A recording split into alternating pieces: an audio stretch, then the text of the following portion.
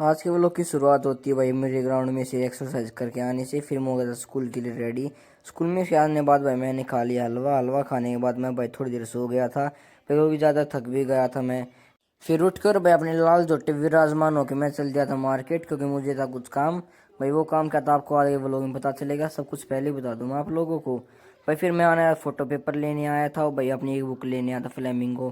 भाई बुलेट का हॉर्न भी खराब हो गया था, क्योंकि लैग गार्ड था तो उसकी वजह से तार हट गया था।